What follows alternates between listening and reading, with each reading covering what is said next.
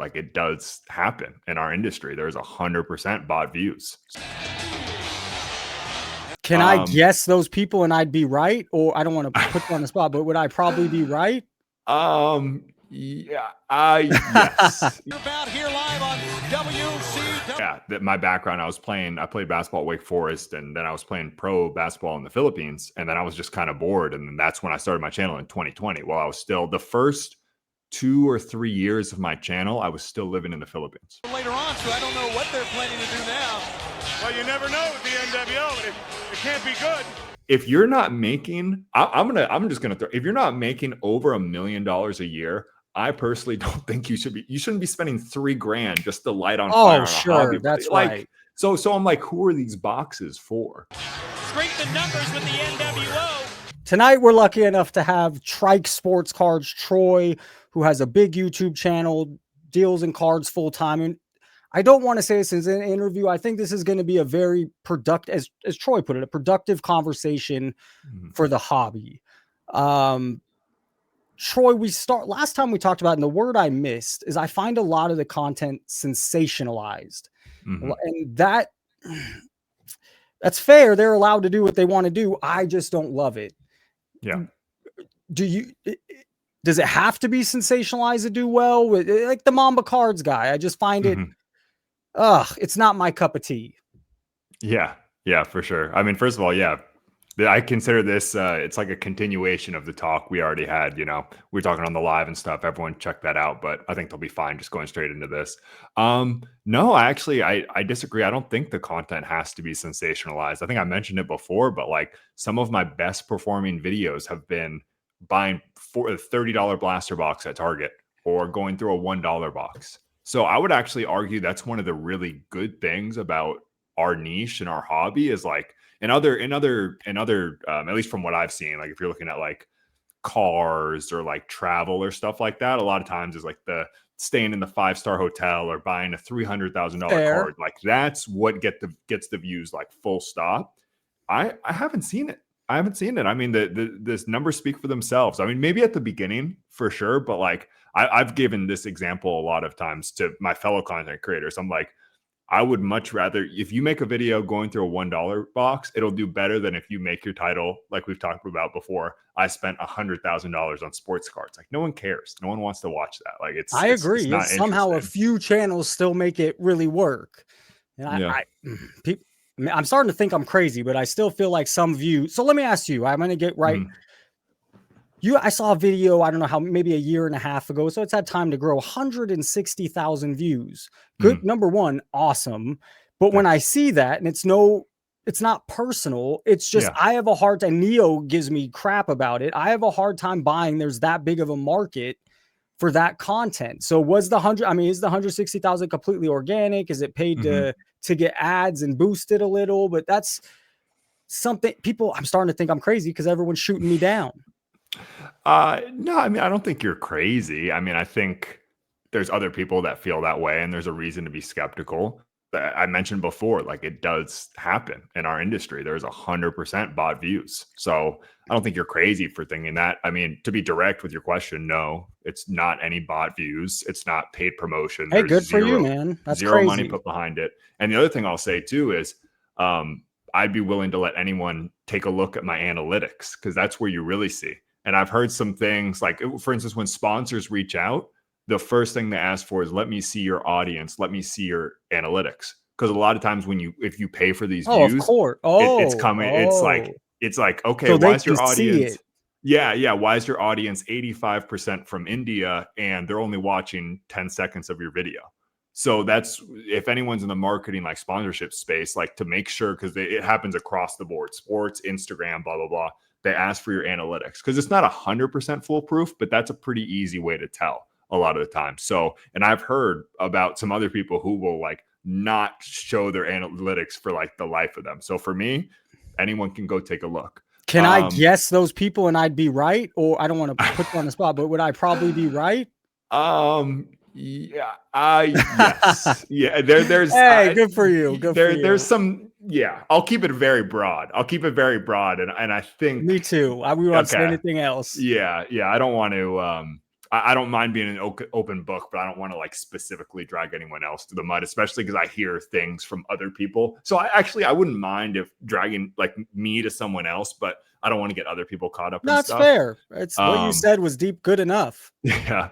But yeah, no. But the other thing you're right about is I've said this to other people too. The amount of people who are actively watching sports card content on like a daily basis is not that big, right? Like I really genuinely think the total pool is maybe like 80,000 or something. So you're not crazy to think like, oh wait, there's only, because it just makes sense. Like how many people are watching sports card content every day? Our niche isn't that big. For it to go to 160, you see a trend like with my videos. Like I've said it, you know, the Target blaster box one. It was, if people don't know, it appeals to a bigger crowd. Correct. Like, you know, I guarantee that 80% of the people who watch that video are not actively participating in the sports card hobby, but they're like, oh, either they're like, oh, I bought a blaster one time when I was a kid, or, oh, dude, people can make money off this sports cards thing. Let's see what this is about. So that would be my argument for, in general, why when you're going 100K plus, you have to break outside our little niche. My two biggest videos, a whatnot scammer thing where I just show a bunch of whatnot, and that has a much bigger, you know, I got 55, and the PSA interview got 60K. And that's because you're right. It has a bigger market than just sports cards. Exactly. Like the PSA one, you're probably getting a ton of, like, one of my other biggest videos was, I know you're not necessarily the biggest fan, but I did the Cards HQ tour with Jeff Wilson. Okay. And I can see from the comments and everything, it was a bunch of TCG people watching that video. And that market is actually way bigger in terms of people. I assume that's people who watch the PSA video. And PSA still has to do with TCG. You are right. The TCG, a lot, it boggles my mind. The thing I like about talking with you is a lot of these people don't, well, this is my opinion. Okay. A lot of them don't really study the YouTube side. And you seem to know the YouTube side really well. And I feel like that's something I study as well. For sure. I'm super into it. Like I watch a lot of like most of the YouTube I watch is about YouTube. Funny enough, like the breakdowns and the algorithm and stuff like that. Like a lot of changes coming to YouTube all the time. Also, a lot of changes. And that's actually something we'll start a little fire here. That's something actually, like when you were speaking about, like look at the kind of downtrend of views from what I've seen and other people talking about it. Like YouTube is so much less focused on subscriptions now. So before it just moved down even a year ago. If you had 50,000 subscribers, there was kind of like a floor, and YouTube is still going to show your stuff if someone's subscribed to you. Now YouTube is like, if you're not subscribed, even if you're subscribed, if the video is not a high performer, they won't show it to people who are subscribed to you. You need to get subscribers to watch it so it'll get pushed out to others. That's kind of my take on it. I had a good thought I wanted to bring up. I wanted to push back. So for instance, my channel didn't have a lot of subscribers, yet it got a lot of views over the past few months, like a lot more than my percentage of. So I think it works both ways.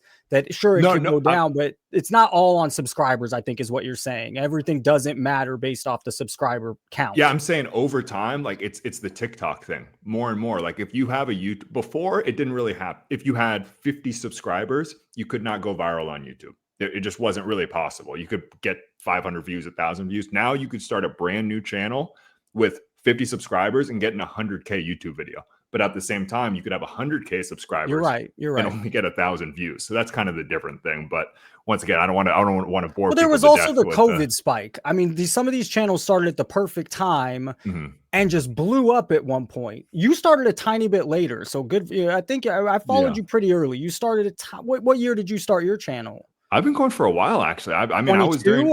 I got a little bit of that. 2020. Oh, really? Okay, I didn't find you maybe till a year or two later. Yeah, I think my first video was 2020. It's crazy. How long ago were you playing basketball overseas? So that's why I started. Yeah. So for people who maybe don't know, that's when I started watching. Okay. Yeah. My background, I played basketball at Wake Forest, and then I was playing pro basketball in the Philippines. And then I was just kind of bored. And then that's when I started my channel in 2020. While I was still the first 2 or 3 years of my channel, I was still living in the Philippines. Got it. Yeah. And so have you been in San Francisco or the Bay since you've come back? Yeah, I moved back and been in the Bay since. One thing, since you're a content, I find it I find the hardest thing about being a sports card YouTuber is coming up with good quality content. It's very hard to be creative I mean, you could go back to the well, but I find the news on sports cards is rather dry. There's so many bigger things we could keep our attention with. So how do you come about keeping content fresh? Or because it's almost, someone mentioned to me that's a viewer of yours, and I agree with this from a content creator. It is a bit of trial and error. It is, hey, let me try this. Let's do this. Let's see what works. How much of that plays in your mind? For sure, big time. And that's actually like something that I almost want to talk about with you, because I've heard it from a couple of different people. Like you mentioned, you used to watch my content more. You're not really as much of a fan of the bigger stuff. Not the bigger stuff, the newer stuff. Sure. That's kind of the tough thing, because if you don't evolve, you die. Like that's life. I'm going to sound like such a D-bag. You're not wrong. But if you'll excuse me for a second, as any type of artist, you have to evolve or you die. So that's kind of the thing I wrestle with, is like, I knew that if I did videos where, like before, I would just sit in front, talk to the camera, and then just educate on the hobby. And I knew I will never offend anyone with those videos. Like you can't it's not going to like make anyone upset. Like you can't hate on that video because I'm just sitting here educating, talking about cards. But I knew if I just kept the same old thing, it's going to die. And I think people get tired of it. So that's definitely a struggle there. You're right. You have to change it up. You got to do different stuff. And the pushback for mine, not to push back, but just to explain mine, is I've had 3 or 4 iterations of my channel. You know, I've had I took 3 years to get a following for me, but I definitely I looked at a lot for a while. I was looking at the Sportsbook Nonsense Facebook, because I think that's a gold mine, listening to social media and hearing what they have to say. You know, I've gone away from that, but that's a view inside what people think. For sure. And actually, one thing I was going to say with you, and hopefully I'm sure we'll butt heads at some point in this interview, but one thing one of the things I was kind of like, just because people always say to the influencers, like, oh, you guys are just chasing views and you flashy, sensationalize. Yeah, Jeff Wilson gives us a bad name. You guys a bad name. Go ahead. That's my, yeah. Yeah. But I mean, like it's a fair criticism, but also a lot of times you hear it from the negativity crowd.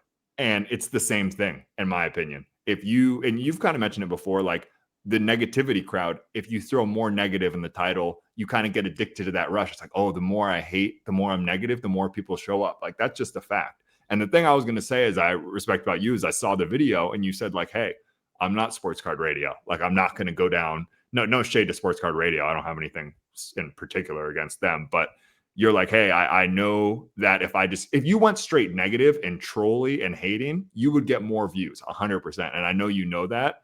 And I think you consciously decided not to do that. So that's something I can respect, you know? It is a balance in my head, because what percentage of my videos still has to stay true to calling out things. And then I still love cards. I still like making research videos. I want to ask you, because you mentioned there might be some things we butt heads on. Is there anything in particular you think, because I might have my list here, but is there anything in particular you think we might not agree on? Or we could just keep going my list, but I'm curious if anything off the dome. I don't know. Nothing. I think the main things that I came to that mind is kind of what we brought up before, like the buying views thing. I think we've kind of talked that, and we've both kind of. I appreciate you being honest. I trust you that you wouldn't come on here and lie. I mean, it's like my word's only worth what it's worth, but at the same time, I like to think I'm backing it up a little bit by saying like, hey, look at my analytics. I have nothing to hide. That's an open book. Hey, that's a video right there. Yeah. Buying views thing. I don't know. Let's do your list. I'm curious. Let me ask you, what is your average view? Because I mentioned a big one, 160. Yeah. What is your average view count? On a average view count? I mean, if we're including the ones that drag it up a lot. Let's go more recent. The last 3 months, what would be a normal video count? Well, okay. So like average, obviously I'm not going to do a math class with the professor. I would say the average is like, I would guess 50,000, or is that high? Yeah. Once again, if you include I have a couple like 180, 150, I would say like the median or whatever, if you want to do more true one, is probably like 35, 40. But if we're including the ones that drag it up, it's like 50. You got to be proud about that. That's very strong in the card space. For sure, for sure. How did you push it higher? Because when I was watching, you were you weren't as big. It's studying the algorithm, man. I don't know if I'm repeating myself from earlier, but like I definitely don't think I'm the most knowledgeable on cards. That's for sure. But I also don't think I'm like necessarily like the most entertaining, or I like to think I'm somewhat engaging, but I don't think I'm like a superstar there. But one thing I'll stand on is I really put in the hours to educate, to understand the algorithm and really craft these ideas. So that's being intentional about that, and being intentional with the videos I'm putting out and the packaging. That's what's done it. And also cutting it down. Like one thing we'll agree on, I think quality over quantity, 100%. That's the only way to do it. I was like, people get mad. They're like, you're only posting, you need to post more videos. I'm like, if you want good videos, like, sorry, this is what you're going to get. And you nailed something here. Absolutely nailed. YouTube is about the packaging. Yep. If you want to do YouTube, you have to I didn't package it right for a long time, and I wasn't there yet. But packaging is the thumbnail, the title, the this, the that, the content.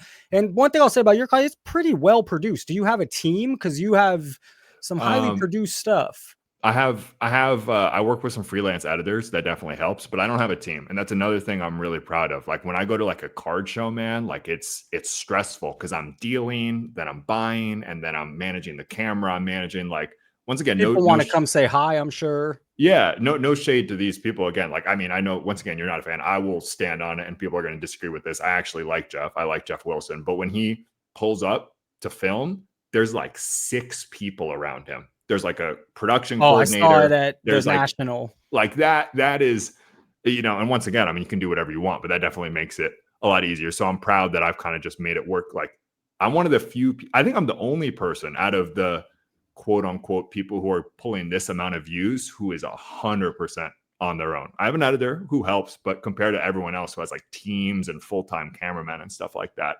I am proud with that. But yeah, sorry, go on. No. So that's great. Yeah, it's great insight. You're on the, okay. So you go to the shows. Here's something I'm seeing more and more.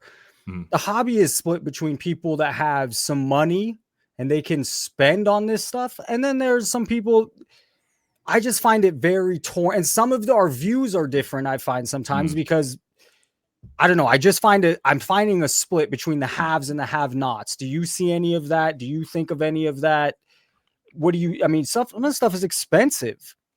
Yeah. 100% even. And once again, I'll own it, right? Like I know in the grand scheme of card history, like I'm very small, right? Like I haven't been here that long, but even in the time I've been in, I've seen that gap widen so much. Like with product is so like boom or bust. It's so expensive. Like the idea of who's even me, like I like to think I'm doing all right. I'm not big time. I'm still a somewhat young guy. I'm building up my income and everything, but like just spending $3,000 to rip a hobby box. Like who is this for? Like who can afford this? I think you said it. If you're not making, I'm just gonna throw, if you're not making over $1 million a year, I personally don't think you shouldn't be spending $3,000 just to light on fire. Oh, sure. That's like, right. So I'm like, who are these boxes for? And even just like, I don't know if this is necessarily a good or bad thing, but even now with cards, like the high end is absurd, right? You have like Tom Brady cards, Messi cards selling for like $600K. But then I'm buying, like, I just bought like a Champ Bailey. Exactly. Finest gold. I'm like, this is like under $1,000. How much? What was the Champ? What is this card? $20. Exactly. This is one of my biggest problems. Yeah. That's right. Well, but at the same time, though, I made the point. I put out a video today, like about my collection, and I collect like Wake Forest and like random stuff that basically no one cares about. I will say that the thing I'll push back on and say that's good on the hobby is almost because people are so busy chasing these crazy Tom Brady's and spending $3,000 on like there's so many degenerate people in the hobby that if you can kind of just keep a focus and be like, hey, I'm just going to collect these, like my entire Wake Forest PC, which is like 101s, RPAs, golds. And then I basically got the best cards of every player I wanted. And it's like, it's less than $2,000, which is still, I know, a lot of money, but altogether, chipped is not one card over years, right? Spending $2,000 over a couple years, like that's an obtainable thing. I have a very similar collection. I collect, I have every NBA rookie to pretty much ever play. And so for me now, I'm collecting the Hall of Fame autograph rookies of some. So Adrian Dantley, you could go buy for $80. George Gervin, $100. Robert Parrish, $100. These are their autograph rookie. I love it. And it's a collection that I don't have to spend thousands or tons of money on. And it keeps it fun for me.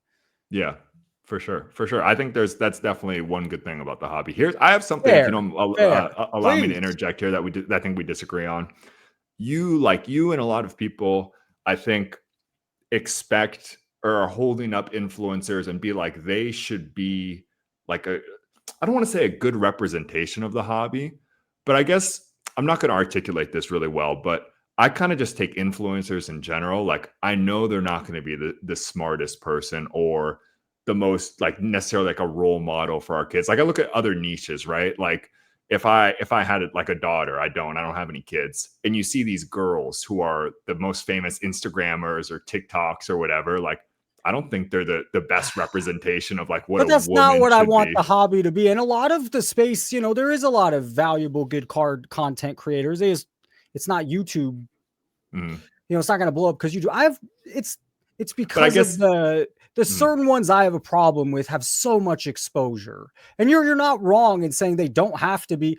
Let me tell a little story and let me see what you think. Go on.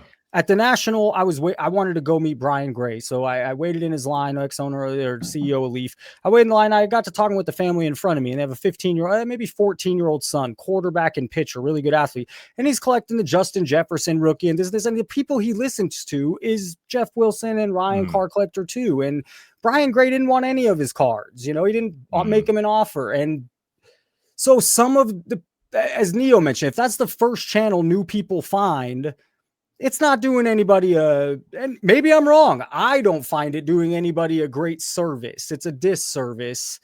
And so I guess that's the deeper, but you are right. There's many people in many spaces that, they're not being great people or great content. And that's where we personally disagree a little bit. Like, I don't have a personal problem with Jeff Wilson or. No, I don't know. I just don't like I don't like what he does. Not when I say personal, I mean, like, I don't disagree with their content at all. That's just my take. Okay. All right.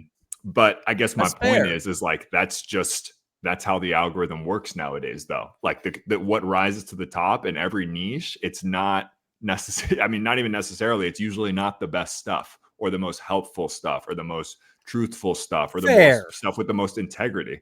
Like, that's just kind of how it is. Well, I guess I'm going to take the lane because the people, I watch a lot of YouTube, not card stuff, and they are more. I don't want to watch I'm not watching what's the Tate. I'm not watching Andrew Tate. I'm watching people I respect, people I think that they have some integrity. So that's for me, and I guess I'll choose that lane. And you're right, but it's fun to call them out, and I don't think they're doing anybody a great. I don't believe in the product. I think most of it's going to go downhill. For sure. And that's fine. And like, I can agree with you on some things there, but I guess the message I think I hear all the time from people. They're like, why is this guy the face of the hobby? Or like, I can't believe that this is what people are watching. Like, we should be watching, once again, the point I've made, like, we should be watching like real collectors who really know about. Well, do you think some of it's deserved? I mean, some of it, if all these people have the problem, there is something there. I think it's deserved to criticize it and maybe to want more like a different type of content at the top, but I just don't see it changing. And I think that's just kind of how things work. I think having the expectation of the most viewed content in our hobby being the most honest, truthful, collector-based content is a pipe dream. That's just not how algorithms in the world works. For me, and you prove me wrong with your big views, but I look at I just laugh. I don't think that many people are, when they get 300 people in a live where they're giving stuff away and it's the summer palooza, and yet he's getting 100,000 views or 70,000 views. Why is there such a discrepancy? And so, as you're saying, that's how the algorithm works. I don't feel it's all organic, and I don't have any proof, but that's just by the analytics and numbers.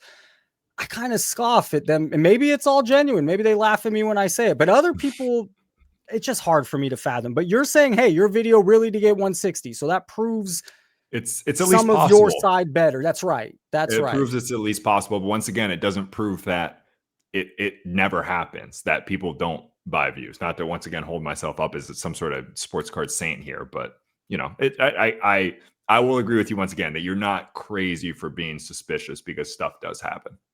What do you think? Because this is a question I haven't asked enough. When I started, I asked a lot. What do people want in sports card content? I mean, what do we look at? We're still really trying to figure that out, I think, and it doesn't get talked about enough. Well, that's once again, kind of a little bit going back to my point. Like people say, I want collector content. I want the truth. I want people who are this, and that. But then they don't watch it a lot of the time. Like I said, you mentioning you put a great video. A lot of people do really well done videos that are about collecting and stuff like that, and then people don't watch it. So there is a disconnect between, or people say, oh, the negativity, why do we all this negativity? But then they love the drama. They watch all those videos. Some of those videos are just like the informative ones. I'll give Scotty B Cards and Chris Sewell. They make great content and it is informative, and there's a cap on their number.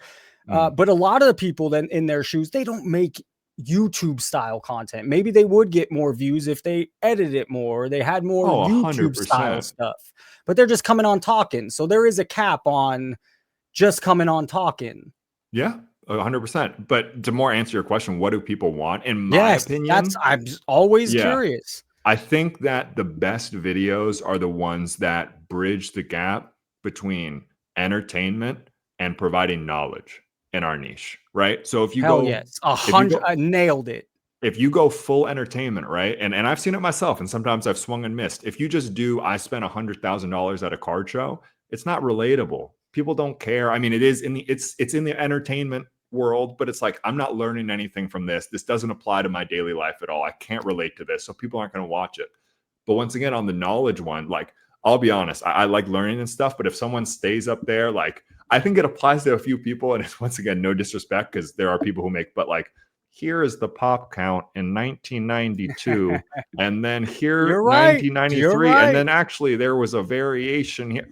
It's not, no one's going to watch it. So you have to find, but when they meet perfectly, I think that's the content that really, really takes off. You got to find, you got to bridge the gap.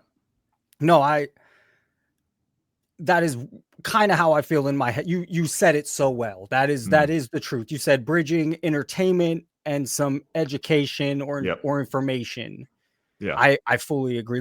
If you had to give someone in the hobby today, let's say they're getting in, they've been in a few months, what advice would you give someone in the hobby today? Ooh, I mean, there's a lot of them. And once again, I'm not even going to defend myself. Screw it. People can watch my videos if they can. But I've made a couple of videos like kind of that are directly answering that question. Here's what I would tell someone when they first get in. I mean, the first thing I would say, to be honest, like, don't rip wax. Like, if you want to do it, I mean, everyone's their own adult. But if you're looking to build a collection or get any time of financial return, just do not do it. So, and we've learned that from experience. We're not just saying that. I learned that when I was younger. Troy has learned that at some point. It is from experience. And it's worse now than ever. Like, I've told people, because people say like, oh, I know I'm going to lose a little bit. I'm like, no, you don't understand how much you are going to lose. You're going to lose 90% of your money, if not 95% of your money on average. That is crazy. Like, it's just crazy. Like, it's not even close to a winning proposition. Agreed. So I would say the main thing is that, and then be focused with what you're going to buy and what you're going after. So, and just in my opinion, some people collect differently. Like, when I first got in, I was like, I'm going to buy every John Collins card, this, and that. I like, it's just too much, right? They go sit in a box. They're in your closet. I guess some people like binders. Right. That's not for me so much. Like, you can see back there, I have my display case.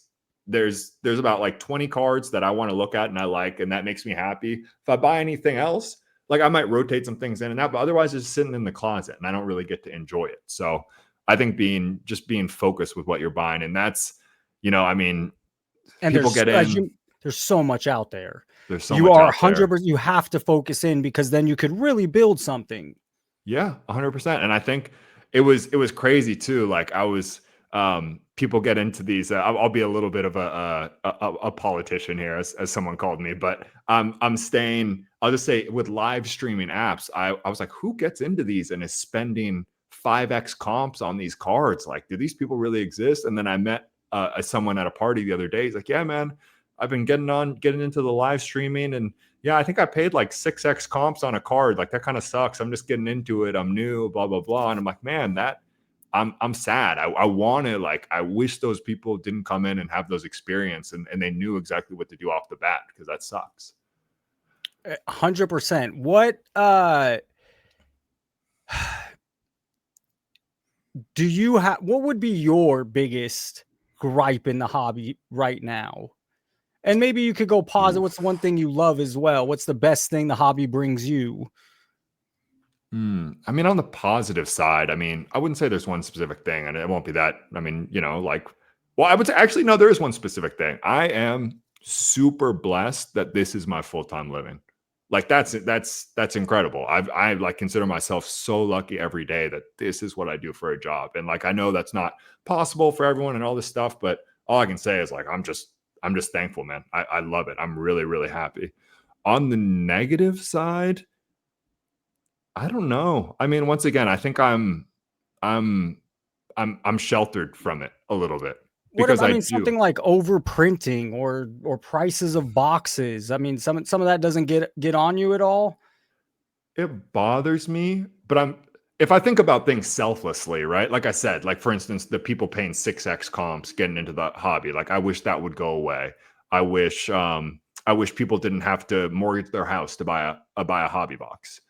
But if I'm thinking more like what affects me personally on a day-to-day, I don't know. I wish I had a better. I mean, there's a bunch of things I would change. I guess we can just keep it general. I mean, overprinting, yeah, stuff is too expensive. I would say the biggest thing is I wish there was a better return on wax. Like I wish ripping wax or entering into breaks was like, can we bump it up to like 20% return or something, or 30%? Like, and once I know that's yeah, of course, I know. I know that's easier said than done, because I think the tough thing too is like if the manufacturers release it at an affordable price where you can make money, then the secondary just jacks up.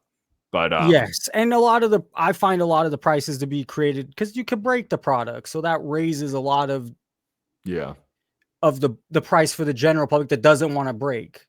Yeah. I think I'd want to change that. And I don't know, maybe other stuff. For some reason, stuff isn't coming to mind right now. Once again, I admit it, like I kind of have a sheltered perspective on the hobby right now. How many videos a month are you doing right now? Because it definitely went. I feel like, yeah, go ahead. Yeah, it's not a ton. No, it's not a ton. 2 to 3. Just because there's a lot of work that goes into the quality and stuff behind it. So, and I'm traveling for almost pretty much every video now. Like that's the tough thing too. So yeah, not as many as before. I was doing daily during the pandemic, every single day. And being your full-time job, do you ever see, because one question I have, and now if you're making money off it, it's hard to feel burnout. I'm always curious about the burnout in cards. You know, sitting there, even a breaker sitting there ripping something all day, every day, or someone making content that's not doing as well. Have you had any burnout? Do you see anybody or think of the burnout at all? For sure. A lot of burnout. I would say the biggest thing that people don't think about is like, it's very like lonely.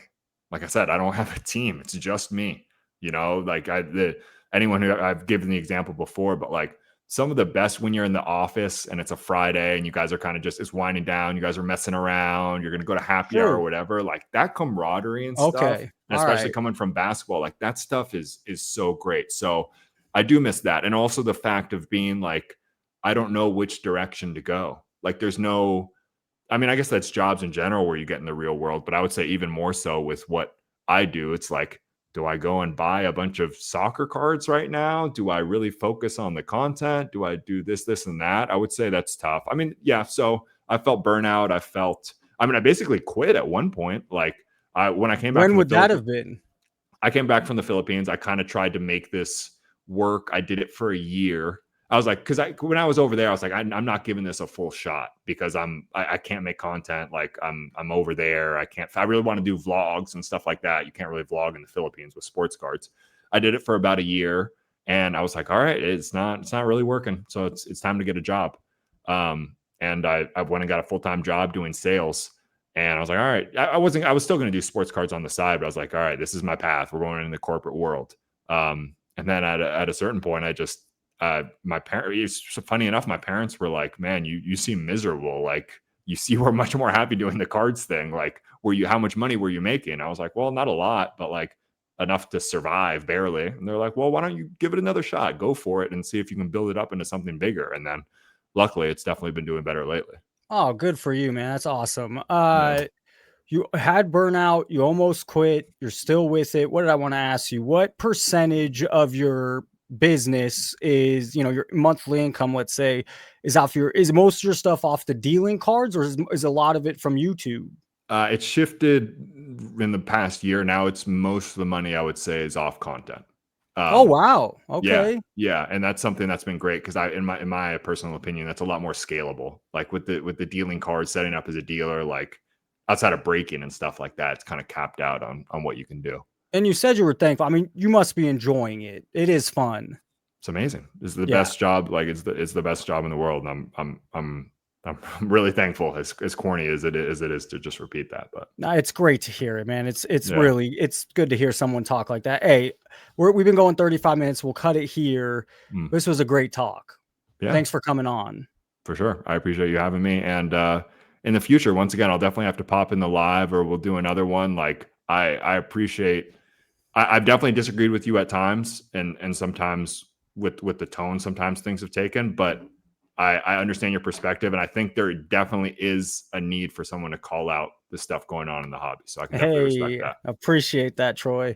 Yeah, let's do it again for sure. 100%. It's a great talk. It is a great talk. You're a thinker, man. I like people that think. You're a thinker.